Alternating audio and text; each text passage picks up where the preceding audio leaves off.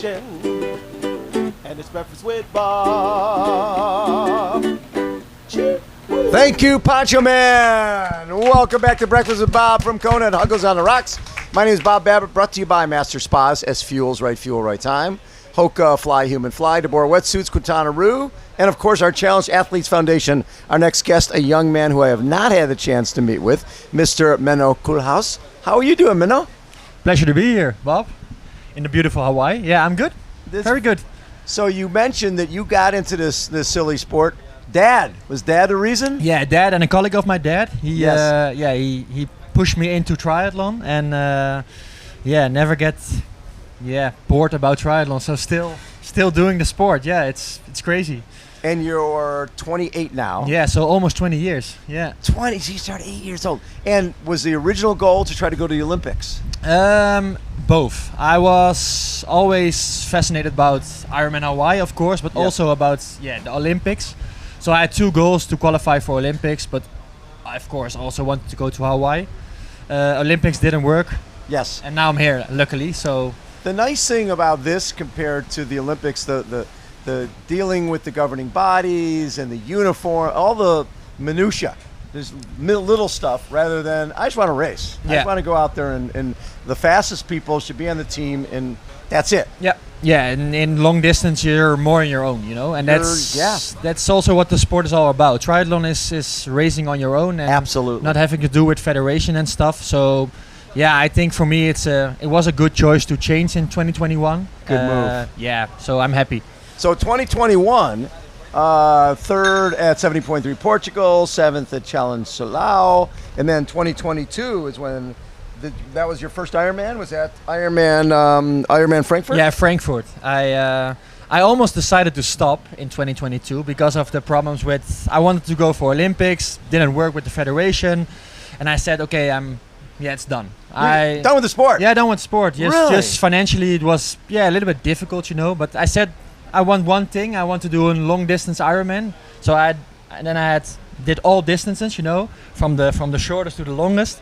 And then I did Frankfurt, and with a really good preparation, and became 7, did an 8:05, did a 2:42 marathon, and then people said to me, don't stop, just continue. And I bet some sponsors came on board. Yeah, a little bit, not too big. In the Netherlands, we have to grow with that. Of course you do. But it's growing. It's growing. There's always a start. It's always a start. Yeah. Somewhere. Yeah. And then I won my first 70.3 professional race. So that was in Cascais, and that was a changing point. And then it more starts and becoming better, and that felt really good.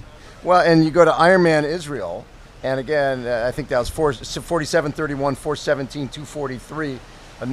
You were 2:42 in Frankfurt, 2:43 in Israel. Yeah. Obviously being consistent. You're a low 2:40 guy now.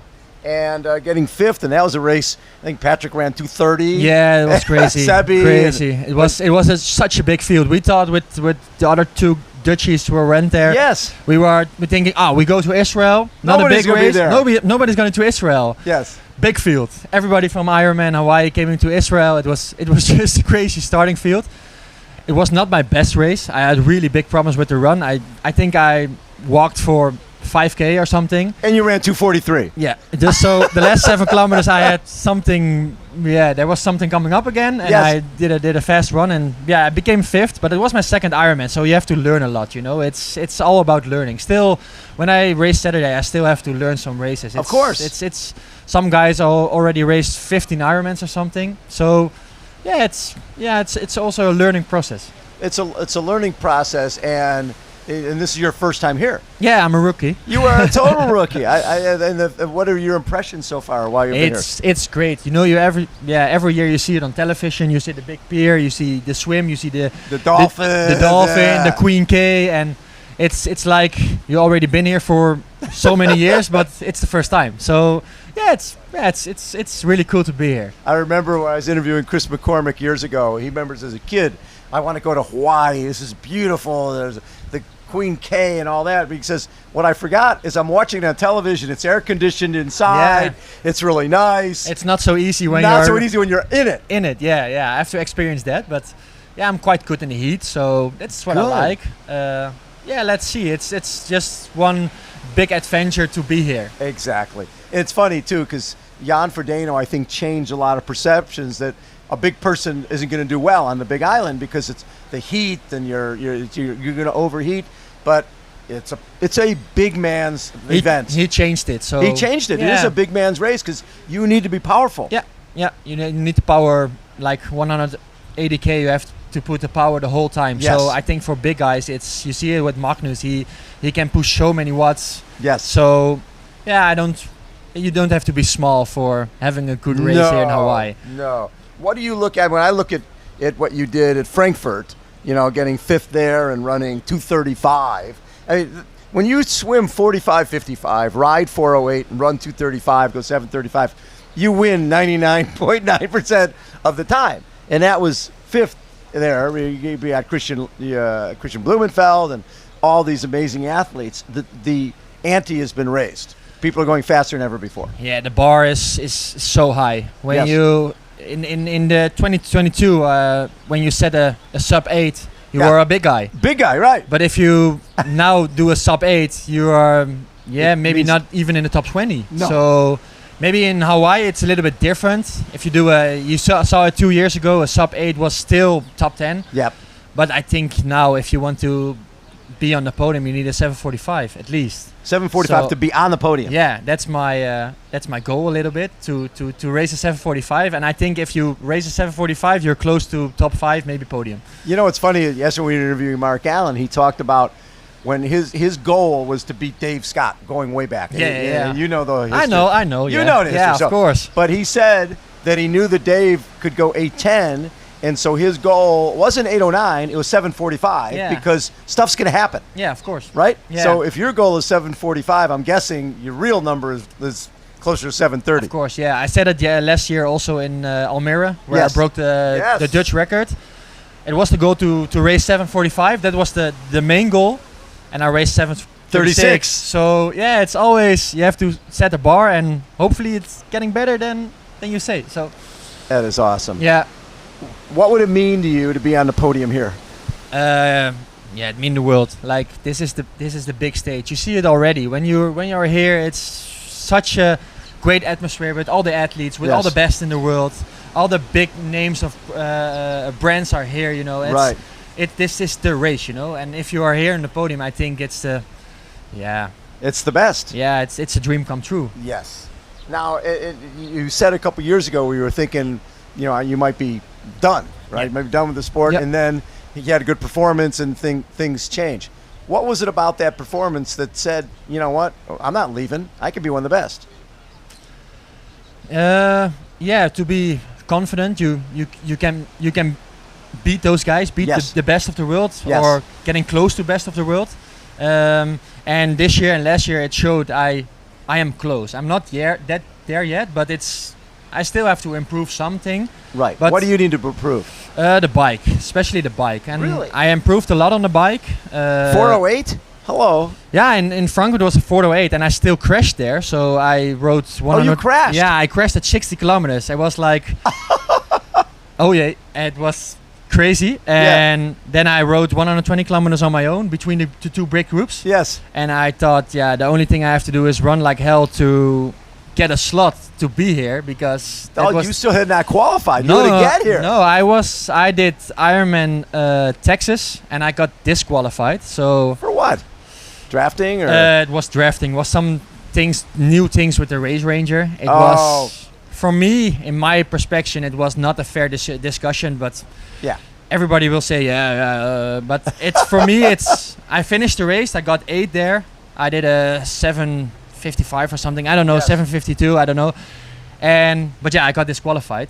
So for me, I qualified 2 times this year. So, but the bummer is you qualified early. Now you had to wait until Frankfurt to qualify. Yeah. So the whole season changed a little bit. So I was hoping to do some more T100 races when I got a wild card. But with the DQ in Texas, it changed a lot, and I had to do Frankfurt. Of course, I love to do Frankfurt because it's a great race. But there's a little pressure though, especially after you crash. It was the last chance to qualify, and then you crash at 60, and you think, I'm out. Yeah. But just never give up. You never give up.